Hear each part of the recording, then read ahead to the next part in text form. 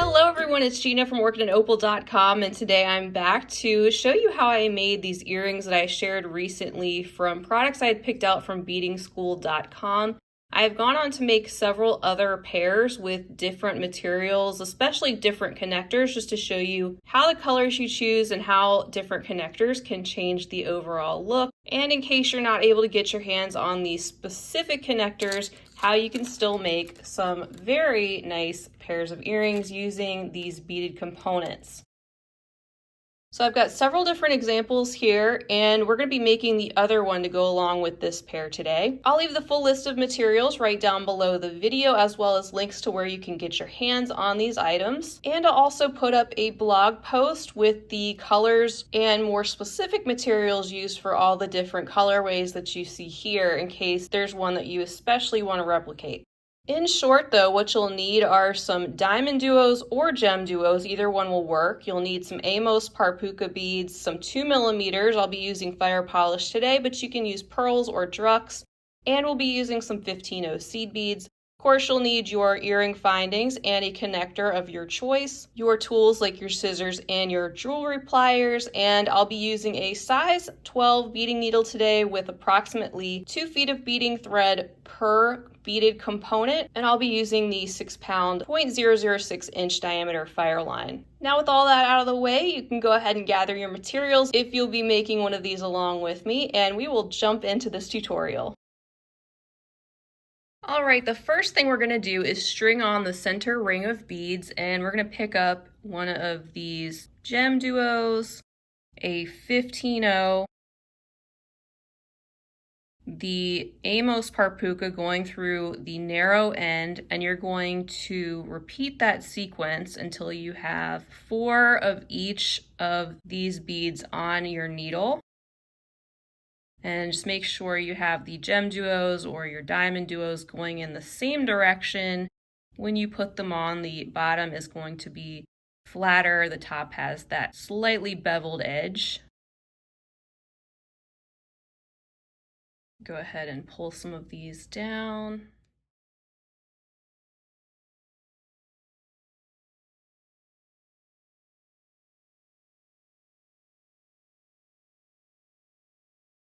All right, so this is the sequence you want to have on your beading thread to start out with, and you're going to pull this down to the tail portion of your thread. Leave yourself about a 5 or so inch tail that you can weave back in later. And to bring all these beads together, you're going to go back through all of these beads one more time. So just go through as many as you can at once, or just go through them one at a time if you need to. And you're going to slowly start to form these beads into a loop.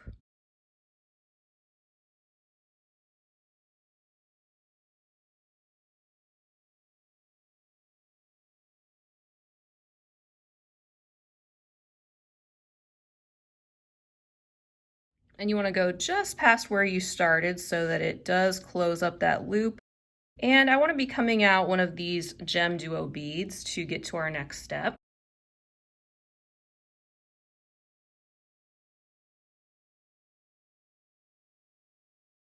So this is what we have so far. You can see my needle is coming out of the GemDuo, and this is the tail thread over here, which I'm going to go ahead and pop a needle on and weave it back in just to get it out of the way so that we're just dealing with the working thread and it doesn't get confusing. All right, that's better. So with our needle coming out of the GemDuo at this bottom hole or the inner hole, we're going to be picking up 3 more 15-0s. And we're going to wrap those around each of the GemDuos on both sides. So we'll start out with our 3 15-0s and then step up through the outer hole of the GemDuo and pull, and then pick up 3 more 15-0s and step down through the inner hole of the GemDuo, just like that. And when you pull, you now have 3 15-0s wrapped around each side of your first GemDuo.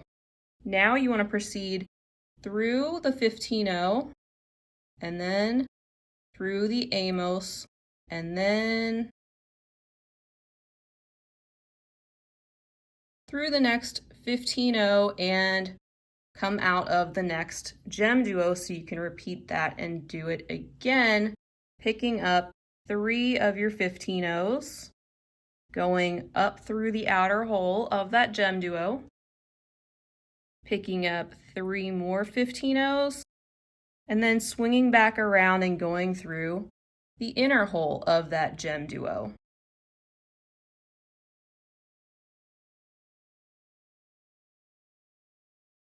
There we go. And then you want to proceed to your next GemDuo by going through the 15-0, the Amos, the 15-0, and then come out the next GemDuo.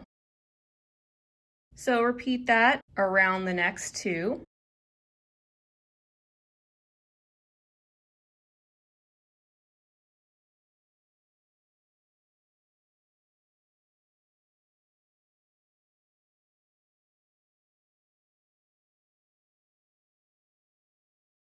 And this is where you're going to start using your 2mm beads. I'm exiting out of this GemDuo in the lower or inner hole right there. I'm going to go up through the 3 15-0s that's on that side of the GemDuo.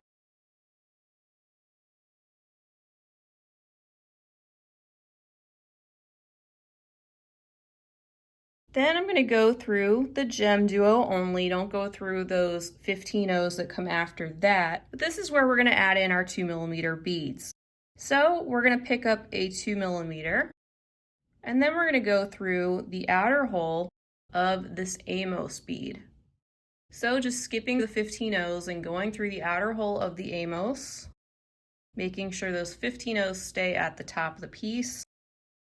Pick up another 2mm, and this time just go through the outer hole of the next GemDuo only, pop that 2mm right behind those 15-0s, and keep doing that all the way around, just putting in a 2mm in between each of those multi-hole beads in that outer ring of holes.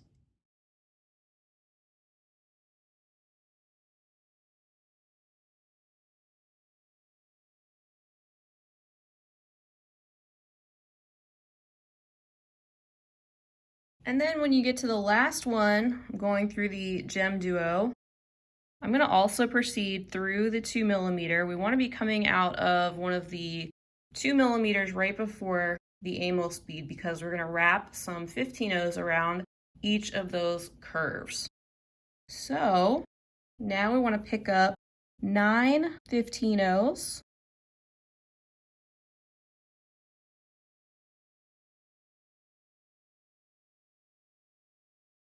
And then we're going to go through the 2mm, go through the outer hole of the GemDuo, and then through the next 2mm. When we pull that, you can see that those 15-0s wrap right around the outside of that Amos bead. Now let's repeat that all the way around, picking up 9 more 15-0s.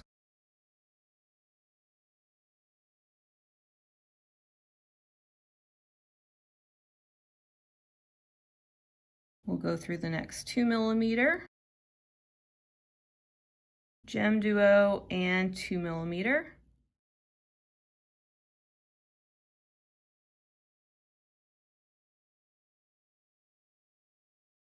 And for the last one, I'm going to weave a jump ring right in. And since I'm using typically 9 15-0s on each of these, I'm going to do 4 and then a jump ring and then 4 more, just so that jump ring is going to be centered.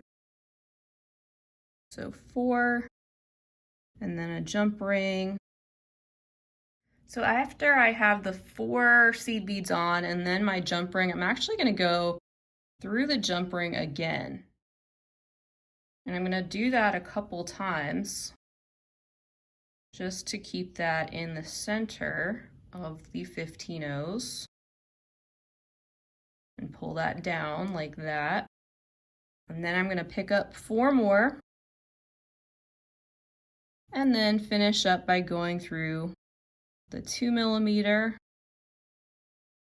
and so on. And you can see after I've pulled this that the jump ring is sitting right in the middle in place. It's not sliding around on us, and that's just something I figured out on my own. That might be a handy little trick for you for sometimes when you're adding a jump ring. And at this point, you can start to tie and knot off your thread. So I'm going to do a 1/2 inch knot there and continue on and make a series of at least 3 little knots, and then I will trim off the excess thread. And if you want to, if you have excess thread and if you feel like your piece could be a little bit tighter, especially in the center, now mine feels pretty good, you can always reinforce this by going through that center ring again. I will probably do that since I have a little extra thread. I just like the feeling of a reinforced piece like that, but it's fine just as is if you want to leave it like that too. So finish off your beadwork and then clip off your excess thread, and then we will attach our findings and admire our work. All right, so now we're ready to attach our findings. I'm just going to open up this ear wire and pop on this connector. I like this connector because the shape seems to imitate the shape of the beadwork, and the size seems to be just right.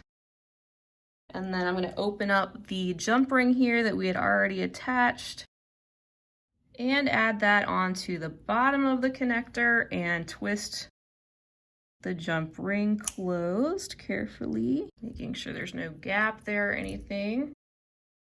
And there is our new pair of beaded earrings. So I hope you enjoyed this tutorial. I hope it was easy for you to follow, gave you another idea for what to do with those Amos and GemDuos or DiamonDuos. Have fun playing around with the different color combinations and maybe different connectors that you have already in your beading stash. And like I said, I will leave the full materials list and links down below with more specific links to the products that you see in these different colorways if you're wanting to replicate any of those. So huge thank you to you all for being with me today for another tutorial. If you enjoyed the video, please feel free to give it a big thumbs up, and I'd love to hear your thoughts down below, so feel free to leave a comment. Let me know if you'd like to give these a try, or if you have given them a try, or what colors you'd like to see these done in, or whatever else you'd like to say. Also, feel free to hit that subscribe button so you'll be notified of when I am posting more content, and also check down below for all of my social media handles so you can follow along with me on those as well. I will be back again real soon. Until next time, I hope you all have a fabulous rest of your day. And as always, happy beading.